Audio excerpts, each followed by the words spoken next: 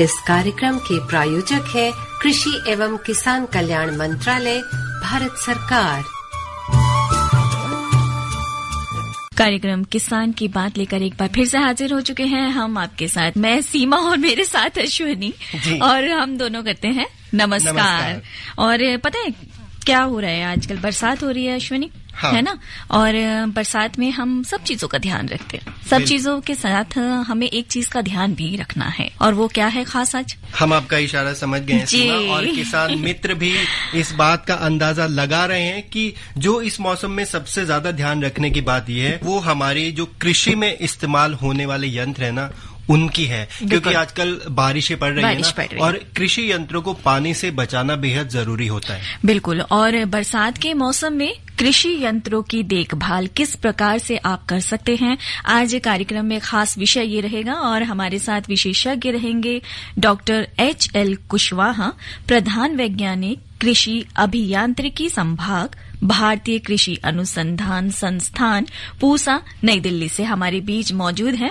तो डॉक्टर साहब, बहुत बहुत स्वागत है सबसे पहले तो आपका। धन्यवाद। और किसान मित्रों, अगर इस संबंध में आपकी कोई परेशानी या कोई आप जानकारी लेना चाहते हैं तो देर न करें। 01123421608 और 23421081 ये हमारे नंबर है। नए श्रोताओं के लिए हम फिर से दोहरा देते हैं, 01123421608, 23421081। तो ये नंबर डायल करो, फटाफट से जो भी आपके कृषि छोटे बड़े यंत्र हैं, जो भी आपको उनके बारे में कोई समस्या आ रही है, कोई जानकारी लेना चाह रही है, उनमें कोई खराबी आ रही है, तो इन सारी बातों का निदान पाने के लिए आप हमें कॉल करें और हमारे स्टूडियो में मौजूद जो एक्सपर्ट हैं उनसे कनेक्ट करें। बिल्कुल। और डॉक्टर साहब से सवाल पूछने के लिए अश्विनी ने बहुत सारे नंबर्स आपको बता दिए हैं। इसके साथ आप व्हाट्सएप भी हमारे साथ कर सकते हैं, और व्हाट्सएप के माध्यम से भी हमसे जुड़ सकते हैं। 9868867553 पे आप हमें मैसेज कीजिए और अपने सवाल कि बरसात के मौसम में किस तरीके से आप बड़े यंत्रों का, छोटे यंत्रों का, मंझोले यंत्रों का किस प्रकार से ख्याल रख सकते हैं। जी। और डॉक्टर साहब, कार्यक्रम में पहला सवाल, हमारे जो कृषि यंत्र हैं उनकी देखभाल करना कितना जरूरी होता है? देखिए, जहाँ तक आपकी बात है, देखभाल करना तो हर चीज की जरूरत पड़ती है। वैसे किसानों में इम्प्लीमेंट या मशीनरी जो भी होती है, बहुत कड़ी मेहनत से कमाई करके हम लोग खरीदते हैं और उपयोग करते हैं। और ऐसे मौके पर जब आपकी बहुत जरूरत है, मशीन खराब हो जाए तो दिक्कत क्या होती है कि आप परेशानी में पड़ जाएंगे। आपके पैसे के साथ साथ दूसरी भी चीजें लगती हैं। तो अच्छा तो ये होगा कि उसकी केयर एंड मेंटेनेंस पहले से ध्यान रखें। खासकर बरसात में इनकी मेंटेनेंस की बहुत समस्या आती है, क्योंकि आप कई जगह बिजी रहते हैं, इम्प्लीमेंट बाहर भी पड़े रहते हैं। तो उसको कैसे करें, इस पे ध्यान रखना है। इसको ध्यान रखने के लिए आप चाहें तो हम कुछ टिप्स ऐसे हैं, कभी भी मॉइस्चर, नमी जो है इम्प्लीमेंट या मशीन के सरफेस पे न लगे। इसके लिए आप जानते हैं कि हम लोग पेंट वगैरह भी करते हैं, कई चीजें और भी हैं, हम लोग चर्चा में इसका जिक्र करते रहेंगे। और डॉक्टर साहब, ये हमने इसलिए पूछा है क्योंकि देखिए, हमारे जो कृषि यंत्र है ना, वो छोटे या बड़े अधिकतर जो है ना वो लोहे से बने होते हैं। तो कई बार कुछ हमारे किसान भाइयों की मान्यता होती है, तो लोहा है, बड़ा है, तो कहाँ ये खराब होगा, तो कहीं ना कहीं एक आध चूक इस तरह से हो जाती है। तो ये सवाल हमारा इसीलिए था कि किस हद तक जरूरी है इन यंत्रों की देखभाल करना। बिल्कुल। और जब यंत्रों की देखभाल की बात हो गई है, शुरुआत कर रहे हैं, तो सबसे पहले हम बात करेंगे कृषि यंत्रों को प्रयोग करने से पहले किस प्रकार की तैयारी की जरूरत होती है। देखिए, किसी भी इम्प्लीमेंट के लिए सबसे पहला काम यह है कि आप अगर उसकी तैयारी करना चाह रहे हैं तो उसमें पहली बात ग्रीसिंग वगैरह, जो आयलिंग है, आयल करना, ग्रीसिंग करना, पेंट करना, ये तीन ऐसी चीजें हैं जो आपकी रस्टिंग से बचाती हैं। खासकर जहां मूविंग पार्ट है, जहां घूमने वाली चीजें हैं, वहां ग्रीसिंग और आयलिंग करनी जरूरी है। अगर आप आयलिंग और ग्रीसिंग नहीं करते हैं तो वहां नमी और पानी चली जाएगी, और जाने के बाद, पानी जाने के बाद होता क्या है कि आपके वहां पे जंग लगेगी, और आपकी मशीनें जहां घूमनी चाहिए वहां प्रॉपर नहीं घूम देंगे, ज्यादा फोर्स लेगा, आपका ज्यादा फ्यूल खर्च होगा, ये सब चीजें साथ में टूट भी सकता है। इसका मतलब ये भी हुआ कि अगर हमारे जिस तरीके से यंत्र सही रहेंगे तो इससे किसानों को फायदा है और मुनाफा भी होगा। बिल्कुल बिल्कुल। अगर आप इसमें मुनाफे की बात करें, अगर आप खर्च मेंटेनेंस की वजह से आपको कोई दिक्कत नहीं आती है और समय पे काम करता रहता है, तो बहुत बड़ा मुनाफा है कि आपकी मशीन पूरे सीजन में बिना आपको प्रॉब्लम के चलती है। तो बहुत बड़ी मुनाफा की बात है, आप ज्यादा से ज्यादा कमा सकते हैं, ज्यादा से ज्यादा। डॉक्टर साहब, अब आपसे ये पूछना चाहेंगे कि कृषि के क्षेत्र में ऐसे मुख्य कौन से यंत्र हैं जिनका कि हमारे किसान मित्र पूरे साल भर प्रयोग करते हैं? देखिए, इसमें आप 2-3 तरह से अगर आप इसको बांटना चाहें तो एक बड़े यंत्र होते हैं, आप जैसे कंबाइन को कर सकते हैं जो हार्वेस्टिंग के काम आता है, थ्रेसिंग के काम आता है, उसमें बहुत सोफिस्टिकेटेड इंप्लीमेंट और मशीनरी लगे रहते हैं। उसके वजह से क्या होगा कि आप जैसे ही करेंगे उसमें दिक्कत आएगी। इसमें क्या होता है, बहुत सोफिस्टिकेटेड मशीनरी कंपोनेंट्स और मूविंग पार्ट्स होते हैं। अगर आप इसकी प्रॉपर देखभाल और प्रॉपर स्टोरेज नहीं करते हैं तो ये सारी जंक लग जाती हैं। दूसरी चीज, आप केयर करने से पहले ही आप कहते हैं कि जैसे आपने मशीन यूज किया और आपने उसको सही से साफ करके नहीं रखा तो उसके भूसा और बाकी चीजें फंसी रहेंगी और बरसात आते ही उसमें जंक, बरसात के समय में मौसम जो है, जो भूसा या रेजिड्यू पड़ा हुआ है वो उसको पकड़ लेगा और पकड़ने के बाद वो जंक धीरे धीरे लगते लगते उस मशीन को खराब कर देगा। आपकी लाइफ घट सकती है, समय पे बिगड़ भी सकता है आपको जब जरूरत पड़े। तो ये तो बड़ी इंप्लीमेंट की बात हुई। छोटे इंप्लीमेंट में जैसे बात करें, रोटावेटर हुआ और सीड ड्रिल हुई और ऐसे मशीनें, और जिसमें मूविंग पार्ट है। कुछ ऐसे होते हैं जैसे कल्टीवेटर, इसमें मूविंग पार्ट नहीं है, इसमें जंक लगता है। आप तो इसमें ज्यादा आयलिंग की जरूरत नहीं होती है, लेकिन इसको आप थोड़ा सा पेंट वगैरह करके आप इसको रख सकते हैं। ऐसी चीजें, और बहुत छोटे चीजों में क्या है, आपकी हंसिया हुई, हंसिया समय में आप अगर चाहें तो उसमें आयलिंग कर दें, थोड़ा सा ड्रेसिंग कर दें, तो आपको जंक नहीं लगेगा। डॉक्टर साहब, अब वर्गीकरण तो हमने कर लिया कृषि यंत्रों का। अब हम आपसे ये जानना चाहेंगे कि घरेलू स्तर पर अगर हम इनकी देखरेख करते हैं, जैसे आपने रस्ट की बात की, तो ऐसे कौन कौन से उपकरण है कि जिनको हमें खुद से प्रयास नहीं करना चाहिए? क्योंकि कई बार देखा गया कि हम अपने अनुभव के हिसाब से उनको साफ सफाई करने की कोशिश करते हैं, कई बार खुद ही मरम्मत करने का प्रयास करते हैं, जिसमें कई बार देखा गया कि कुछ हानि हो सकती है, कुछ नुकसान हो सकता है। तो इसके लिए क्या जरूरी कदम है कि हमें इस तरह के कौन से यंत्र है जिनका की मरम्मत या कहें कि उनका जो मेंटेनेंस है वो हम बाहर से कराना ही काफी बेहतर रहता है? बिल्कुल बिल्कुल। देखिए, इसमें क्या होता है कि आजकल जैसे हमारे कंबाइन बड़ी मशीनें हैं, खासकर जैसे थ्रेशर हुआ, ऐसे कुछ हमारे मैकेनिक के साथ ही करना चाहिए। इंजन हुआ, इन सबको मैकेनिक से ही करना चाहिए, खुद से नहीं करना, क्योंकि काफी सेटिंग्स होती है जिसको आप अगर थोड़ा सा भी गलत कर गए तो आपका मशीन हो सकता है आप खोल दें लेकिन उसको चला ना पाए। तो ऐसी चीजों से बचना चाहिए। और खुद मैकेनिक आउटर सरफेस तो आप कर सकते हैं, लेकिन अंदर आप मत खोलिए। तो अश्विनी, देखिए लाइन पे कौन है? Hello hello. हाँ जी सर। जी राम राम। राम राम जी। मेरा नाम देवेंद्र डबास है। जी देवेंद्र जी, रामपुर गांव, दिल्ली से बोल रहा हूँ। हाँ जी। डॉक्टर साहब से पूछना है जी, क्या फ्यूचर में जैसे ट्रैक्टर है या थ्रेशर है, ये सोलर पावर से चल पाएंगे? ऐसा कुछ रिसर्च चल रहा है? चलिए, मैं इस पे आपको जवाब दूंगा। वैसे आपके केयर मेंटेनेंस है, लेकिन फिर भी मैं बता दूं कि जो ट्रैक्टर है और बड़ी मशीनें हैं, इसको बहुत ज्यादा हार्स पावर की जरूरत होती है। तो डायरेक्ट सोलर पावर से तो नहीं चल पाएंगे, क्योंकि इतनी हार्स पावर आपके पर्टिकुलर एरिया में जो रेडिएशन होता है उससे नहीं मिलेगा। लेकिन आप अपने यहाँ सोलर पावर बड़ा सा पैनल लगा के उससे चार्जिंग जरूर कर सकते हैं इन चीजों को, और फिर यूज कर सकते हैं। और लाइन पे हमारे साथ है। हेलो जी, मैं उमाशंकर पटेल बोल रहा था। जी मैम, मैं ये बोल रहा था, जैसे हाथ से जो साइकिल की जो होती है ना, हाथ से चलाते हैं ना, हाथ से जो जी साइकिल जैसी बना के रखते हैं, सिकल की बात कर रहे होंगे। तो उसको क्या करें कि जिससे वो खराब ना हो? उसको क्या है, अभी तो हम उससे गुड़ाई भी करते हैं, तो उसके लिए बचाव। बहुत अच्छा क्वेश्चन है पटेल जी।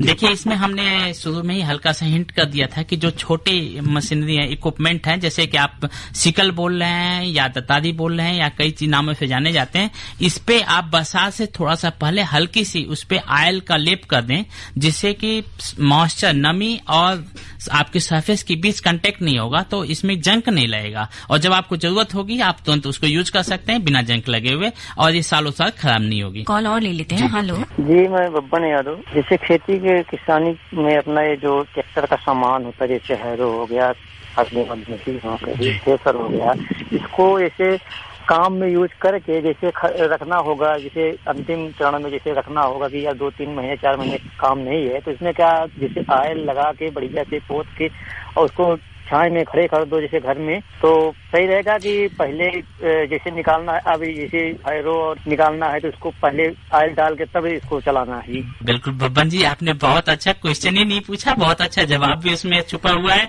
कि आप ऑयलिंग वगैरह करके और सुरक्षित जगह पे आप साए में या किसी टेंट या किसी इस टाइप की चीज के अंदर रख दें। तो ये आप अगर रख देते हैं तो इसके बाद जब आप निकालते हैं तो आपको उसके केयर मेंटेनेंस की बहुत जरूरत नहीं पड़ेगी।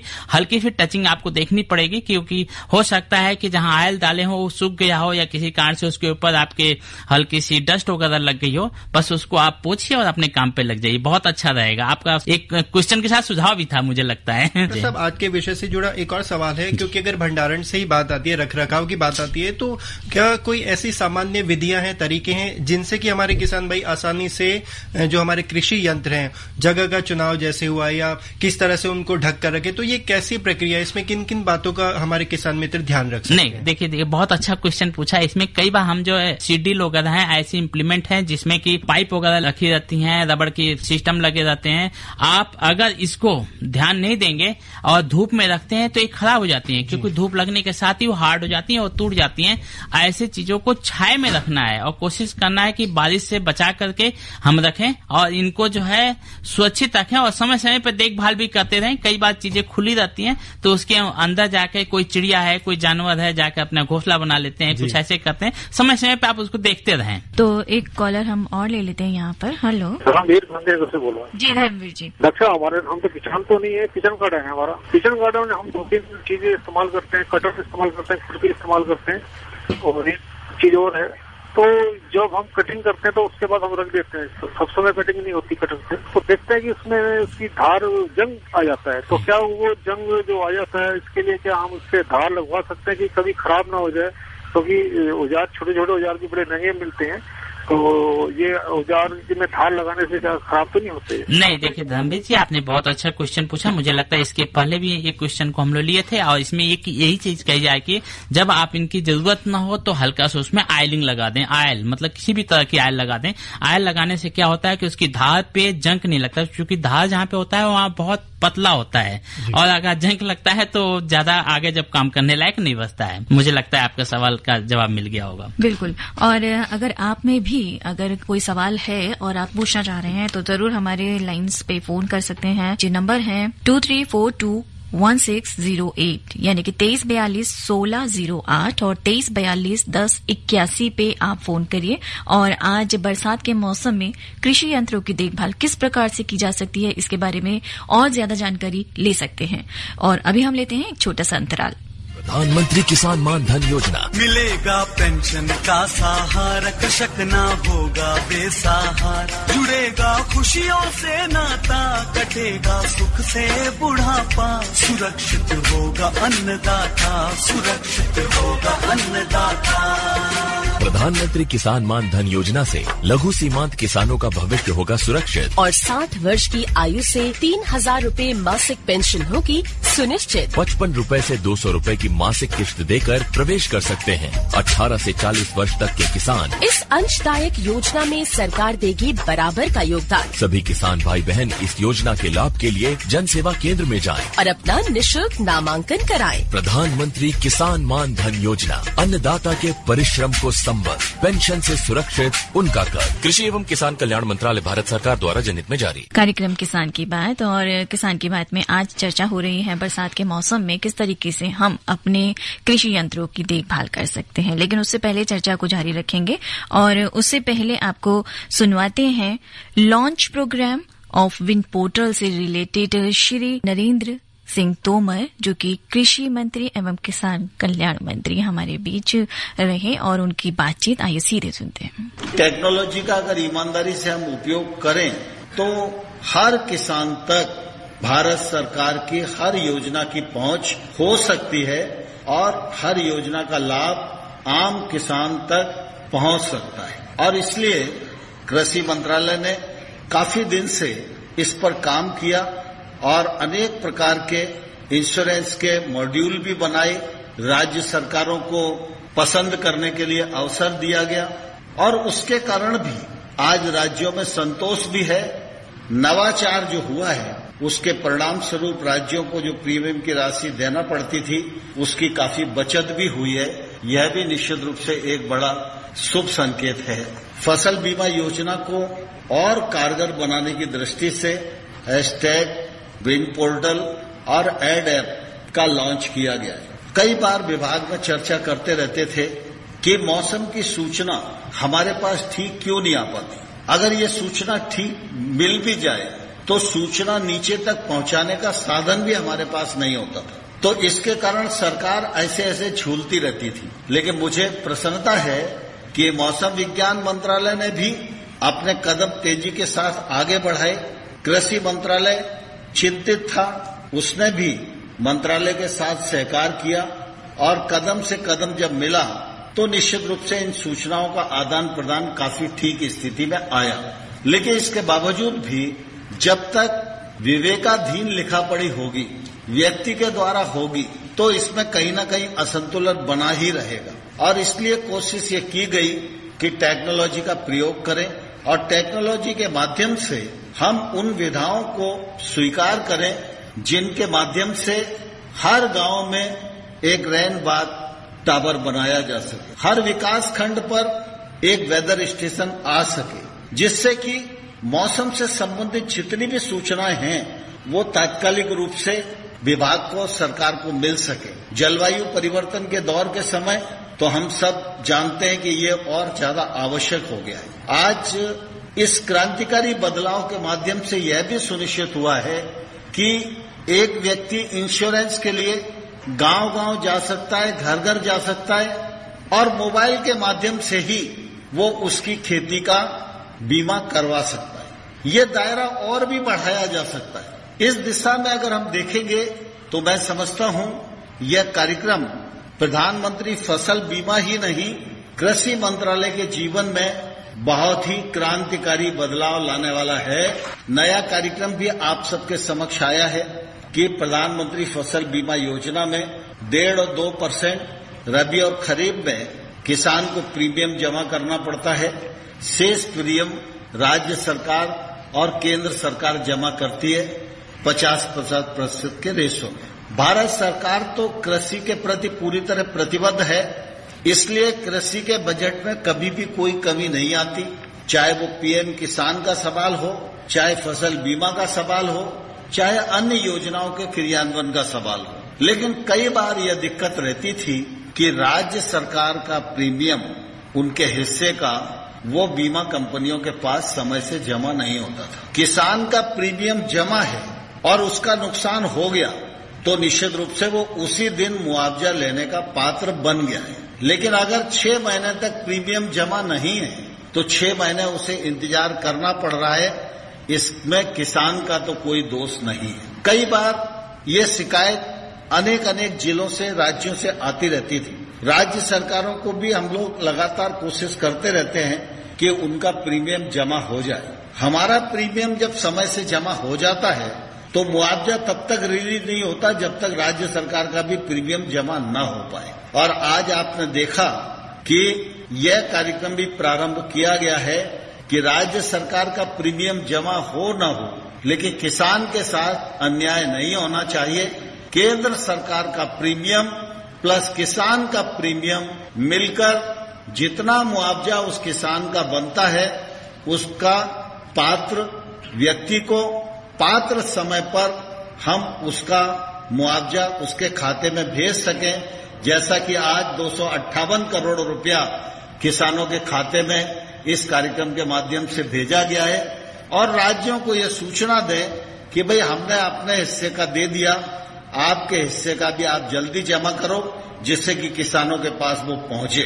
ऐसे ही नवाचार हों जिससे आने वाले कल में कृषि से जो देश को अपेक्षा है, दुनिया को अपेक्षा है और कृषि क्षेत्र में नई पीढ़ी भी आकर्षित हो और कृषि क्षेत्र रोजगार के अवसरों का एक बड़ा स्रोत बने, इस दृष्टि से भी बहुत सारे नवाचार करने की आवश्यकता है। इस दिशा में हम सब तकनीक से समृद्ध लोगों के साथ मिलकर आगे बढ़ें। इसके लिए मैं आप सबको धन्यवाद देता हूं।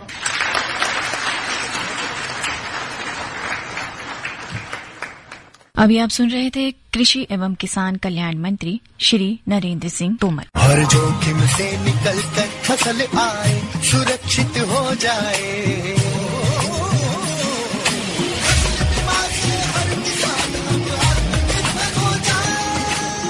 संकट के समय प्रधानमंत्री फसल बीमा योजना किसानों के लिए वरदान है। अब सूखा पड़े या बाढ़ आ जाए कोई डर नहीं, अब ओले पड़े या कीट पतंगे फसल खा जाए, कोई फिक्र नहीं, क्योंकि हमने लिया है प्रधानमंत्री फसल बीमा। बुआई से फसल कटाई तक हर जोखिम का दावा, न्यूनतम प्रीमियम पर अधिकतम भुगतान का वादा। योजना से हर साल जुड़ रहे हैं 5 करोड़ से ज्यादा किसान। अब आपकी है बारी। नजदीकी कृषि कार्यालय, सहकारी समिति, बैंक शाखा, अधिकृत बीमा कंपनी या जन सेवा केंद्र में स्वेच्छा से करा सकते हैं पंजीकरण। फसल बीमा पोर्टल या फसल बीमा ऐप द्वारा भी कराया जा सकता है पंजीकरण। प्रधानमंत्री फसल बीमा योजना, आपकी फसलों का संपूर्ण सुरक्षा कवच। कृषि एवं किसान कल्याण मंत्रालय। एक बार फिर से किसान मित्रों, आपका स्वागत है कार्यक्रम में। और आज का हमारा विषय है बारिश के दिनों में कृषि यंत्रों की देखभाल। और इस विषय में जानकारी देने के लिए हमारे साथ कुशवाहा जी स्टूडियो में मौजूद हैं। जी डॉक्टर साहब, और बहुत अच्छी जानकारी हमारे सभी किसानों को मिल रही है और लगातार हमारे पास फोन कॉल्स भी आ रही हैं। और अब एक जो सबसे ज्यादा खास सवाल हमारे जहन में आता है कि बरसात के समय खास ध्यान देने वाली बातें अगर आप हमारे सभी किसान भाइयों को बताएं तो। देखिए, अभी तक हम लोग चर्चा में काफी चीजें बता दी हैं। कुछ ऐसी चीजें हैं जो अभी हम लोगों ने शायद उस पर ध्यान नहीं दिया या बताया भी नहीं। तो उनमें एक ऐसी चीज है कि दिन भर हमारे किसान कई बार ट्रैक्टर वगैरह चलाते हैं, ट्रैक्टर या पावर टिलर या जो भी इक्विपमेंट है मशीनरी जिसमें तेल वगैरह भरा जाता है, उसके टैंक को हम शाम तक खाली हो जाता है। अब सोचते हैं चलो अगले दिन हम इसको फिल कर लेंगे, लेकिन किसानों ऐसा नहीं करना चाहिए किसान भाइयों, क्योंकि होता क्या है कि इस समय नमी बहुत ज्यादा है एटमॉस्फेयर में, हवा में, और ये नमी आपके फ्यूल टैंक में चली जाती है और रात को जब ठंडा थोड़ा सा होता है तो ये जम करके पानी बन जाती है और आपके मशीनों को नुकसान पहुंचा सकती है। तो कोशिश करें कि अगर शाम तक आपने फ्यूल खत्म कर लिया है तो शाम को ही भर के रख लें। इससे आपके बीच गैप कम रहेगा, एयर का चांस कम रहेगा। और यही चीज आपके दूसरे जो ऑयलिंग वगैरह है, हाइड्रोलिक ऑयल है या गियर ऑयल है, जो भी है, इसको फिल रखें, खासकर इस सीजन में जब मॉइस्चर बहुत ज्यादा हो एयर में। तो इस बात का जरूर ध्यान रखें। तो एक खास एहतियात इस बात का बताएं। डॉक्टर साहब, एक और छोटा सा सवाल कि क्या कोई ऐसी समय सीमा निर्धारित की गई है या कोई ऐसा टाइम सजेस्ट किया गया है कि कितने समय के बाद हमारे किसान मित्र इन कृषि यंत्रों को देखें या जांच करते रहें? बिल्कुल, देखिए, जहां तक ट्रैक्टर की बात है उसकी पूरी सीमा निर्धारित की गई है कि आप कितने दिनों के बाद, और आपकी क्लाइमेट में अगर बहुत ज्यादा डस्ट है तो आपको एयर क्लीनर वगैरह साफ करते रहना चाहिए। एयर क्लीनर वो फिल्टर है जो कि सांस लेता है ट्रैक्टर, उससे फ्यूल जला करके पावर जनरेट करता है आपके काम करने के लिए। तो खासकर एयर क्लीनर वगैरह को टाइम टू टाइम साफ करते रहें। अगर डस्टी कंडीशन है तो थोड़ा जल्दी साफ करें। वो आपको दिख जाता है ऊपर, उसके अंदर एक आयल होता है जिसमें डस्ट जाकर डिपॉजिट होती है, तो उस आयल को भी बदलते रहें ताकि वो अधिक से अधिक डस्ट का संशोधन कर सके। और एक छोटा सा क्वेश्चन और आ रहा है कि पावर से चलने वाले जितने भी हमारे जो यंत्र हैं और इसके अलावा हाथ से चलने वाले जो मैनुअल यंत्र है, क्या इनके रख रखाव में भी थोड़ा सा फर्क तो होगा ही? थोड़ा सा फर्क तो होता है। हाथ से रख रखाव ये बहुत छोटी चीजें होती है, इसको हम ले आके घर में कहीं भी रख लेते हैं। उसमें हमने बताई दिया कि उसका आयल वगैरह लगा के रखिए। दूसरी जो कुछ मशीनें जो घर के अंदर तुरंत नहीं ले आ सकते हैं, बड़ी मशीनें हैं, तो उसको कोशिश करें कि छाये में या कुछ शेड वगैरह बना करके उसके अंदर रखें। और कुछ मशीनों को जैसे 2-4-5 महीने के लिए रखना है तो कुछ ईंट या पत्थर रखें कि थोड़ा सा ऊंचा उठा कर रखें, क्योंकि जब बारिश होती है तो नमी इस पे और मिट्टी से कर जाती है। तो कोशिश करें थोड़ा सा हाइट दे दें। हाइट देने से क्या फायदा होगा कि नीचे से मिट्टी जो उछल करके आपके इम्प्लीमेंट में पड़ती वो नहीं पड़ेगी, तो उससे क्या आपका इम्प्लीमेंट ज्यादा समय तक काम देगा बिना रस्ट के, बिना जंग लगे हुए। बहुत बेहतरीन जानकारी। और अश्विनी, इसके साथ बरसात के मौसम में हम किस तरीके से यंत्रों की देखभाल कर सकते हैं, इसकी जानकारी तो हमें मिल गई। और डॉक्टर साहब, चलते चलते आप हमारे किसान मित्रों को क्या सलाह देंगे कि जिनसे कि उनके कृषि यंत्र हैं, उपकरण हैं, उनकी जो आयु है वो बढ़ जाए और वो काफी किफायती रहें, और उनका रख रखाव में कौन कौन सी जरूरी बातें जो नियमित तौर पर हमारे किसान मित्रों को ध्यान में रखें? बहुत अच्छा आपने क्वेश्चन पूछा। देखिए, इसमें एक चीज है कि आप अगर इतना पहले ही बात सोच लेते हैं कि हमें रख रखाव करना है, अगर आपने इतना सोच लिया इसका मतलब आप करने जा रहे हैं, और जब करने जा रहे हैं और रख रखाव जो हमने बताए हैं अगर इससे कर लेते हैं तो आपको बहुत सुविधा रहेगी, आपका इम्प्लीमेंट की लाइफ बढ़ जाएगी, आपकी मशीनों की लाइफ बढ़ जाएगी। और इन चीजों को देखिए, बस एक ध्यान रखिए कि किसी भी चीज की रख रखाव उसकी लाइफ को बढ़ा देती है, आपकी सुविधा प्रदान करती है। तो इन चीजों का आप जरूर ध्यान रखिए। रख रखाव में जो बारिश के समय खासकर इस समय जरूर ध्यान रखना है, आपको बारिश से पानी और उसका इम्प्लीमेंट का कांटेक्ट कम से कम रहे। और डॉक्टर साहब, अगर किसी कारणवश पानी चला जाता है तो उसके लिए क्या उपाय कर सकते हैं? बहुत अच्छी उपाय है, उसको थोड़ा साफ करके धूप दिखा दीजिए, उसके बाद उसके आप पेंटिंग या उस पर हल्का सा ऑयल लगा दीजिए, इसके बाद वो सही रहेगा। तो बिल्कुल अश्विनी, आज बहुत अच्छी जानकारी मिली और मुझे लगता है कि जिस तरीके से जितना ध्यान हम अपने यंत्रों का रखेंगे वो उतनी ज्यादा आपके ज्यादा समय तक आपके साथ रहेंगे और आपको उनकी देखभाल में उतना खर्च नहीं करना पड़ेगा, जो कि आपको आपको मुनाफा भी दिलाएंगे। इस बेहतरीन जानकारी बरसात के मौसम में कृषि यंत्रों की देखभाल, तो डॉक्टर साहब बहुत बहुत अच्छी जानकारी आज आपने दी और आपका बहुत बहुत शुक्रिया आज स्टूडियो में आने के लिए। और इसी के साथ अश्विनी और कुछ यही है कि कृषि यंत्रों का तो हम ध्यान रखते ही हैं। किसान मित्रों की ये भी सलाह है कि जो हमारा पशुधन है उसका भी हम थोड़ा सा ध्यान रखें, क्योंकि बारिश के दिनों में जो है ना बीमारियां बहुत तेजी से फैलती है, तो थोड़ी सी जागरूकता की जरूरत है। हालांकि आपको बहुत ज्यादा अनुभव है, लेकिन आप अपने काम के दबाव के चक्कर में जो हमारे पशु है ना उनके ऊपर भी थोड़ा सा ध्यान दें, साफ सफाई की व्यवस्था पूरी तरह से बनाकर रखें। तो ये हमारी तरफ से गुजारिश, इसको आप समझें। बिल्कुल। और तो इसी के साथ कार्यक्रम किसान की बात में से मैं सीमा सती और मैं अश्विनी लेते हैं विदाई। नमस्कार। इस कार्यक्रम के प्रायोजक थे कृषि एवं किसान कल्याण मंत्रालय, भारत सरकार।